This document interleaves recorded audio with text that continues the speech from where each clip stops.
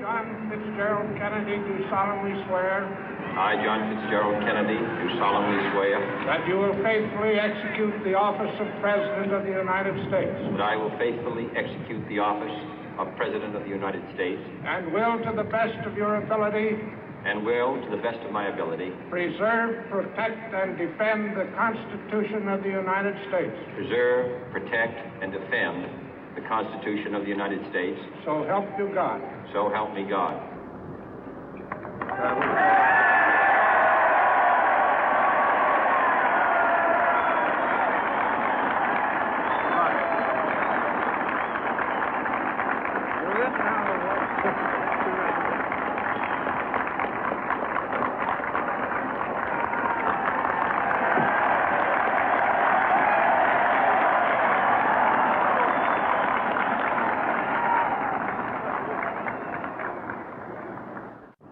Vice President Johnson, Mr. Speaker, Mr. Chief Justice, President Eisenhower, Vice President Nixon, President Truman, Reverend clergy, fellow citizens.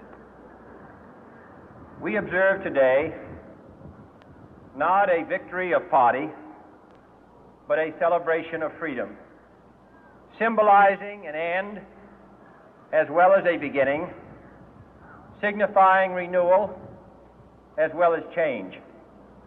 For I have sworn before you and Almighty God the same solemn oath our forebears prescribed nearly a century and 3/4 ago. The world is very different now, for man holds in his mortal hands the power to abolish all forms of human poverty and all forms of human life. And yet the same revolutionary beliefs for which our forebears fought are still at issue around the globe. The belief that the rights of man come not from the generosity of the state, but from the hand of God. We dare not forget today that we are the heirs of that first revolution. Let the word go forth from this time and place to friend and foe alike that the torch has been passed to a new generation of Americans born in this century, tempered by war, disciplined by a hard and bitter peace, proud of our ancient heritage, and unwilling to witness or permit the slow undoing of those human rights to which this nation has always been committed and to which we are committed today at home and around the world.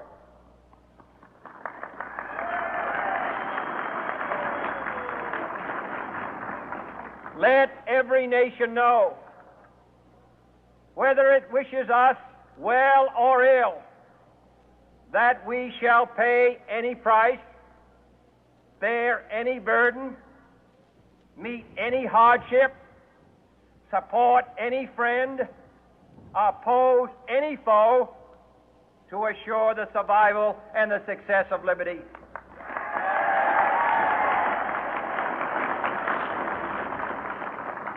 This much we pledge and more. To those old allies whose cultural and spiritual origins we share, we pledge the loyalty of faithful friends. United, there is little we cannot do in a host of cooperative ventures.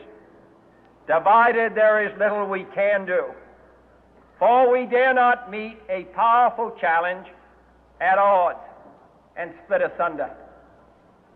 To those new states whom we welcome to the ranks of the free, we pledge our word that one form of colonial control shall not have passed away merely to be replaced by a far more iron tyranny. We shall not always expect to find them supporting our view, but we shall always hope to find them strongly supporting their own freedom, and to remember that in the past, those who foolishly sought power by riding the back of the tiger ended up inside.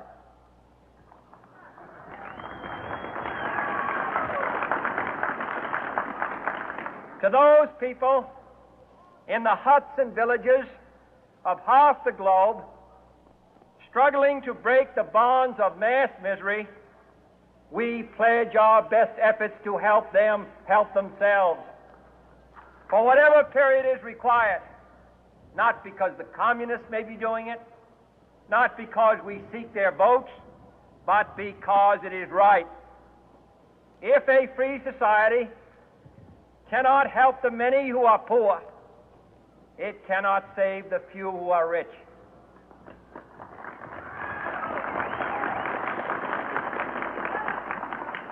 To our sister republics south of our border, we offer a special pledge to convert our good words into good deeds, in a new alliance for progress, to assist free men and free governments in casting off the chains of poverty. But this peaceful revolution of hope cannot become the prey of hostile powers. Let all our neighbors know that we shall join with them to oppose aggression or subversion anywhere in the Americas. And let every other power know that this hemisphere intends to remain the master of its own house.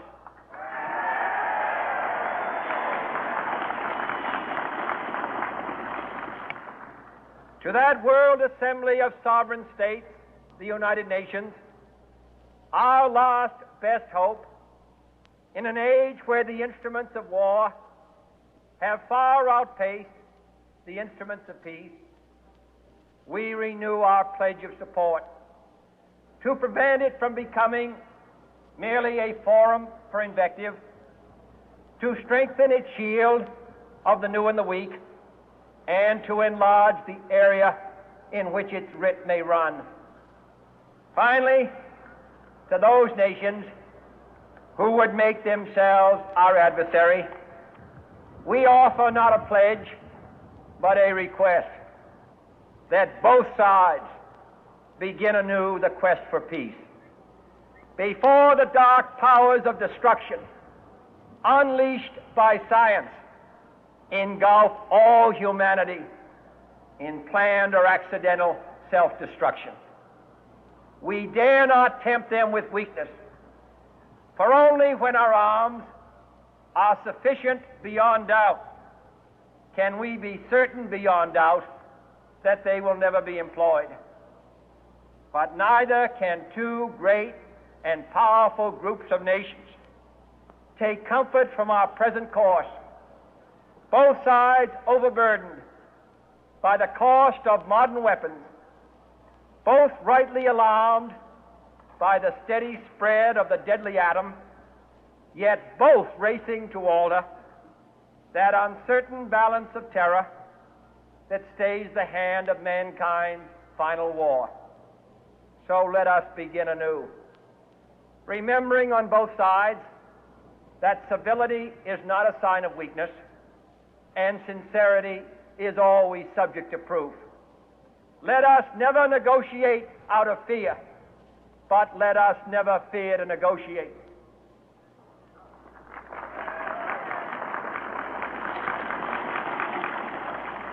Let both sides explore what problems unite us, instead of belaboring those problems which divide us.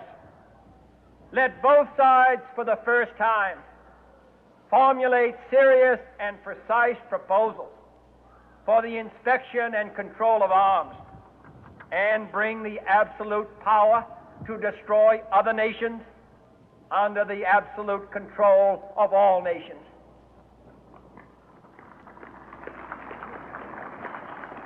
Let both sides seek to invoke the wonders of science instead of its terrors.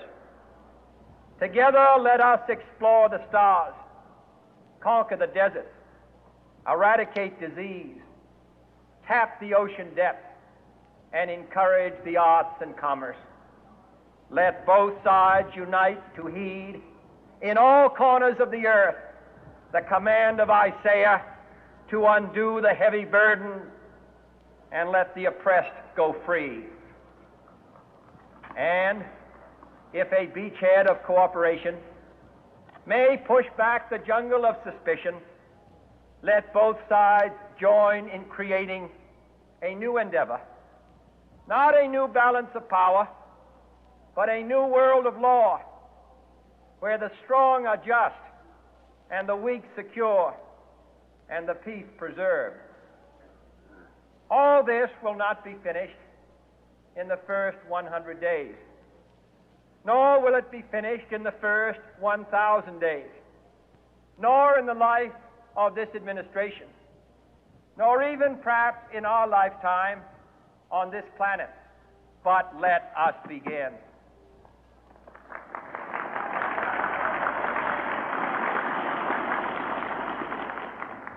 In your hands, my fellow citizens, more than mine, will rest the final success or failure of our course. Since this country was founded, each generation of Americans has been summoned to give testimony to its national loyalty. The graves of young Americans who answered the call to service surround the globe. Now the trumpet summons us again, not as a call to bear arms, though arms we need, not as a call to battle, though in battle we are, but a call to bear the burden of a long twilight struggle, year in and year out, rejoicing in hope, patient in tribulation, a struggle against the common enemies of man, tyranny, poverty, disease, and war itself. Can we forge against these enemies a grand and global alliance, north and south, east and west, that can assure a more fruitful life for all mankind? Will you join in that historic effort?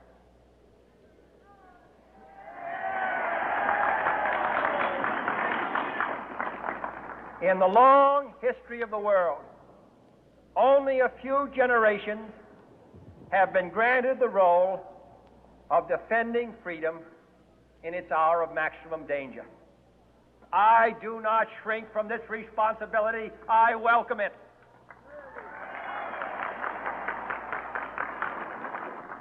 I do not believe that any of us would exchange places with any other people or any other generation. The energy, the faith, the devotion which we bring to this endeavor will light our country and all who serve it. And the glow from that fire can truly light the world.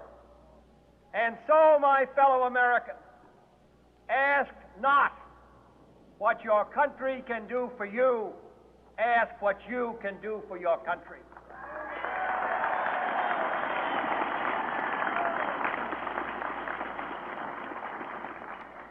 My fellow citizens of the world, ask not what America will do for you, but what together we can do for the freedom of man.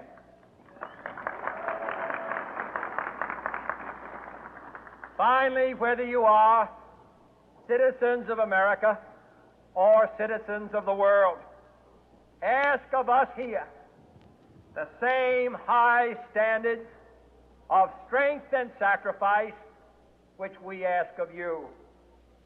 With a good conscience, our only sure reward, with history the final judge of our deeds, let us go forth to lead the land we love, asking His blessing and His help, but knowing that here on earth, God's work must truly be our own.